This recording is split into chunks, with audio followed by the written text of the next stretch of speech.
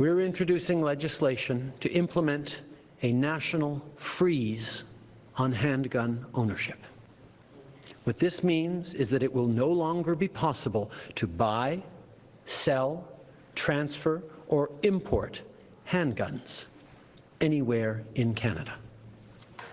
In other words, we're capping the market for handguns. The federal Liberals crack down on gun ownership, introducing Bill C-21, which includes a range of new restrictions on firearms in Canada, including the ability to revoke a license for someone involved in domestic violence or criminal harassment. Gun violence is a complex problem, but at the end of the day, the math is really quite simple. The fewer the guns in our communities, the safer everyone will be. But the move is already drawing criticism from Canadian gun owners. Take concrete steps to ensure that these situations are reduced or don't ever happen again.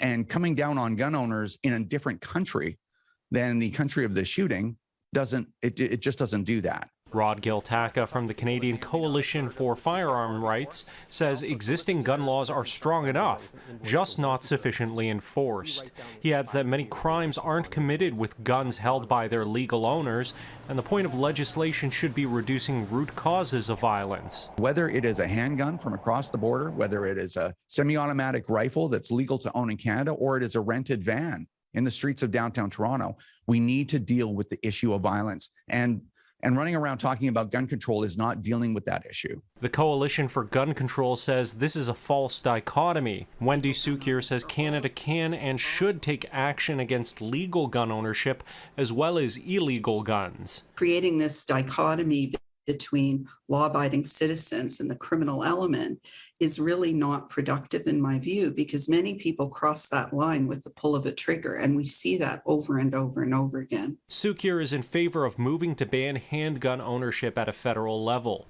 She says while some mass shooters use illegal weapons, the majority don't. We just did an analysis of the last 10 mass shootings in Canada.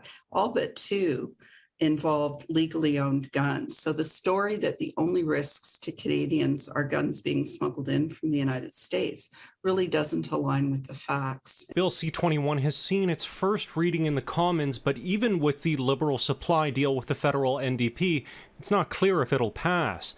The New Dem public safety critic Alistair McGregor saying he needs to see it's an urgent priority and not another political stunt. In Ottawa, Xiaoli Li, City News.